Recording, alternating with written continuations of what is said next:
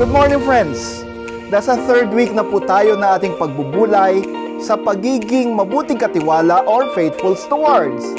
At sa araw na to, ating pagbubulay-bulayan ang stewardship principle of understanding the greatest blessing. Ako po si Pastor Joey Galinato, ang inyong devotion leader tuwing Wednesday. Halika kapatid, samahan mo ko at tanggapin natin ang nagumapaw na pagpapala mula sa salita ng Diyos.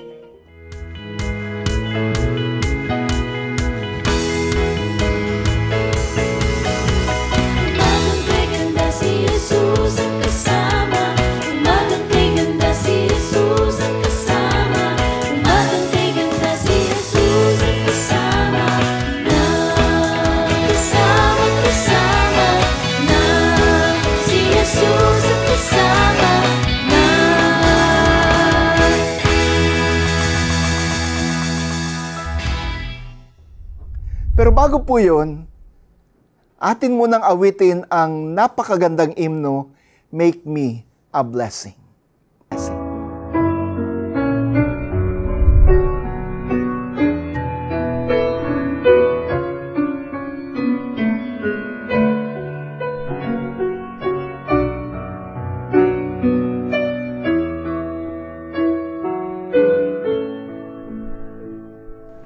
Out in the highways and byways of life, many are weary and sad.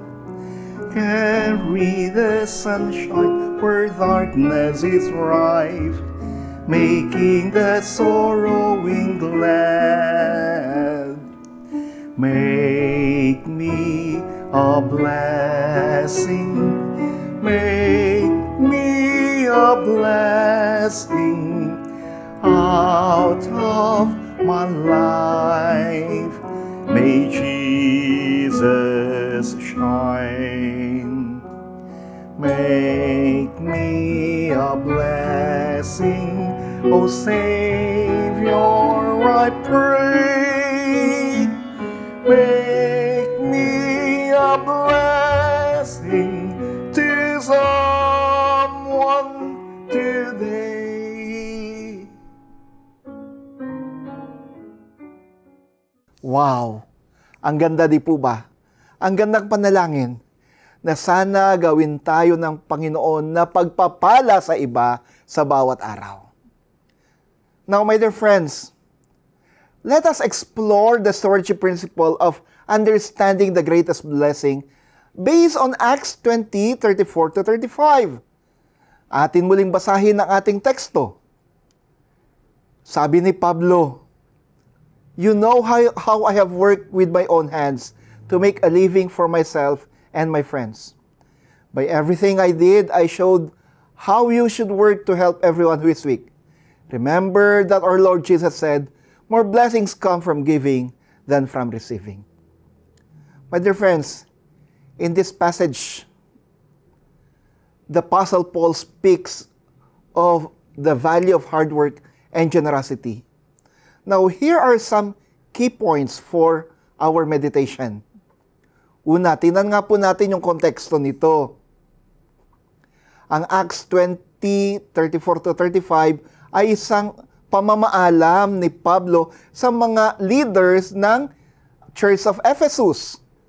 Si Pablo ay nanatili sa Ephesus ng 3 taon. Doon siya nagturo at itinatag niya ang simbahan ng Ephesus.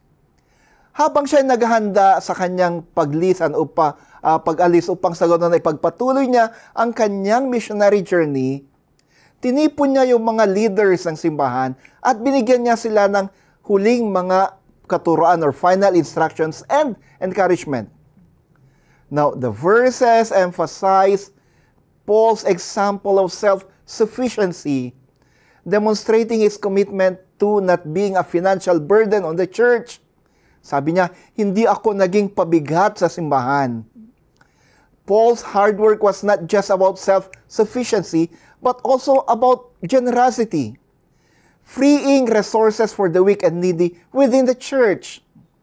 Now, this aligns with Paul's broader teaching on caring for those in need. Sa Acts 20:34-35, ikinote ni Pablo si Jesus. Nagsabi, "It is more blessed to give than to receive." Now, this quote reflects Jesus' consistent teaching on generosity and selflessness, emphasizing that true blessing comes from giving and helping others rather than accumulating for oneself. Ang tunay na pagpapala ay nasa pagbibigay at pagtulong sa iba at hindi sa pagkamal ng kayamanan para sa sarili. Sa ating ding text ngayon, makikita natin yung value of hard work. Di ba sabi natin kanina, self-sufficiency. Paul emphasizes that he worked with his own hands to provide for his needs and those of his companions. This self-sufficiency serve as a powerful example to the church. Ating alalahanin na si Paul ay naging tent maker, Acts 18:3. Nagtrabaho siya upang sa ganun ay masuportahan niya ang kanyang sarili. His tent making allowed him to support himself and not be a financial burden on the community. Kung kaya't siya ay isang magandang role model. By working hard, Paul demonstrated a strong work ethic and integrity. His actions showed that ministry leaders and believers should be diligent and responsible in their work. Paul's commitment serves as a reminder that our work can be an act of worship and a testimony to others. Sa ating text, makikita din natin yung kahalagahan ng pagiging mapagbigay, the importance of generosity. Sabi ng ating text, dapat tulungan natin yung mga may hina, yung mga nangangailangan. Paul's hard work was not just for self-sufficiency, but also for helping the weak.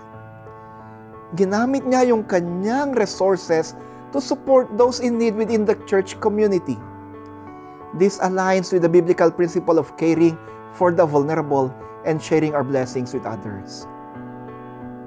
At dito makikita natin sa quotation ni Paul kay Jesus that there is blessing in giving. It is more blessed to give than to receive. This teaching underscores the joy and fulfillment found in generosity. When we give, we reflect Christ's love and contribute to the well-being of others. The act of giving transforms our hearts and aligns us with God's purposes. Now, paano natin maisasabuhay ito? Una, let us embrace hard work. Like Paul, we should strive to be diligent and responsible in our work, viewing it as a means to provide for ourselves and, more importantly, to provide for the church and for others. Practice generosity. Look for opportunities to help those in need around you. Whether through financial support, time, or skills, find ways to be a blessing to others. Gaya ng kanta natin kanina, make me a blessing. And then, find joy in giving. Sa ating pagbibigay, dapat na masusumpungan natin ang kagalakan at tayo'y magbigay ng punong-puno ng galak. We remember that fulfillment comes from giving. Embrace the joy that comes from serving and supporting others, knowing that it reflects the heart of Jesus. Let us pray. Thank you, dear God, for through this we understand that the greatest blessing comes through giving. Ang pagpapala sa amin ay dumadating at natatamasa namin sa pamamagitan ng pagbibigay, pagtulong sa iba, pagtulong sa manangailangan, at pagbibigay sa iyong malingkod at sa simbahan. I pray now, help us to understand this principle. Help us that it is in giving that we receive, and in giving, we become a blessing.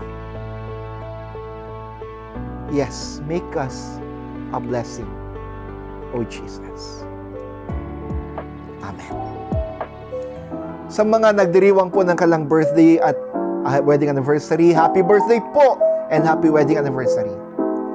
And if you feel blessed by the Lord through the ministries of NACS MC, and you want to share those blessings to the church and her ministries, ito po ang bank account at GCash account ng simbahan. Sabihin lang po ninyo kami kapag nagbigay kayo at nang ma-acknowledge namin kayo. Maraming salamat po. Muli ako po si Pastor Joey Galinato, ang inyong devotion leader, nagsasabing, pagpalain nawa kayo ng Panginoong Diyos, Ama, Anak, at Espiritu Santo. Amen. Bye-bye!